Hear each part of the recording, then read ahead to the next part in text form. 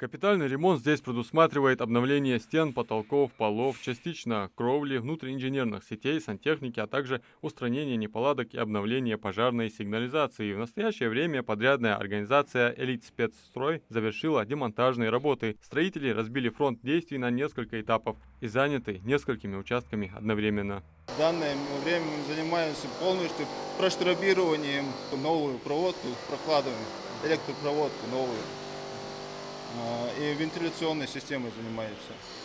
Это и противопожарная система, да? Да, и противопожарная, и видеосистемой занимаемся. На первый взгляд, от этих прямых вертикальных трещин создается иллюзия, что это два отдельных друг от друга блока, но нет. Центр был построен на участке с большим количеством подземных грунтовых вод. Из-за движения почвы под их влиянием здание быстро пришло в негодность. Ко всему прочему, подмокание основания под фундаментом вызвало повреждение отмостки. Вопрос о том, что здание, где обучается порядка 500 детей, нуждается в капитальном ремонте, поднимался в 2021 году. О ситуации было доложено руководителю субъекта. Махмуд Али Калиматов сам выезжал, общался с директором и коллективом центра, оценивал проблемы, с которыми сталкиваются сегодня работники центра. Это акт преступности. Здесь дети, вот в чем вопрос. Все документы, все правовое управление юристам Министерства образования, сформулируете рабочую группу. Тогда руководитель образовательного учреждения Ахмед Цичоев отмечал, что согласно ежеквартальным наблюдениям здание проседает почву на 3 сантиметра. В связи с изменением геометрии объекта часто происходят разрывы коммуникационных и электрических сетей здания. Помимо этого, в центре не функционирует система вентиляции, что создает серьезные проблемы при организации плавательных занятий в бассейне. В наружной части здания под оконными проемами систематически образуются сырость и конденсат, разъедающий кирпичную кладку. В 3 месяца один раз у нас разрывается маяк. 3 месяца раз. Да. Разрыв какой? Там начиная от 5 до 8, до 9. Не, ну вот этот разрыв, он такой естественный. Вот плита лежит. Вот. Я вижу. Да. Но нет, конечно, она отошла еще. Я и говорю. Да. Это неестественно, образованно. Коррекционная школа возведена в 2014 году подрядной организацией «Главстрой», которая ежегодно проводила частичный ремонт. Но, как оказалось, это было малоэффективно. Трещины появлялись вновь и вновь. Глава республики сразу приехал в этот корпус, сам посмотрел на ситуацию в данном корпусе, и в тот день, когда он приехал, было дано поручение о необходимости рассмотрения вопроса проведения капитального ремонта в корпусе.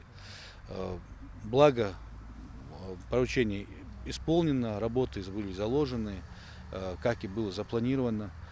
И сегодня подрядчикам практически, начиная от коммуникации, заканчивая до крыши, все работы заложены в техническое задание, и все дефекты, которые требовали оперативного вмешательства, которые требовали действительно капитального подхода, все эти работы сейчас делаются. Это и другие проблемы, волновавшие школьный персонал, будут решены благодаря региональному проекту «Модернизация школьных систем образования» в рамках государственной программы Республики развития образования. Строители обещают завершить все работы уже в августе. Основные трудности, с которыми мы столкнулись, это здание, именно где деформационные швы у нас есть.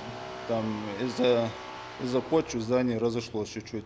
Из-за этого нам пришлось полностью минваты полностью покладывать, заново делать деформационные швы, чтобы в дальнейшем в них деформационных швах установить дополнительную резинку, проклеить. Это сейсмоустойчивость. Да. За качеством следит Управление капитального строительства. Со слов специалистов, подрядчикам знакомы, профессиональная деятельность сопровождается положительными отзывами и нареканий нет. На данный момент никаких нарушений пока не выявлено. Работы ведутся строго в соответствии проектно-сметной документации, сроки строительства выполняются. Работы ведутся в соответствии с графиком производства строительно-монтажных работ. отклонений от проекта не наблюдается на данный момент. Любой материал, который они завозят, проходит входной контроль, предъявляются сертификаты качества. По проекту благоустройство прилегающей территории не предусмотрено, но очевидно, что руководство учреждения намерено доложить и о следующей проблеме. Вода после обильных дождей скапливается большой лужей у самых ворот, преграждая вход в здание. Проблема решится, если реконструировать дворовую площадку с небольшим уклоном. Адам Мережков, Али Зязиков, Магаз 24.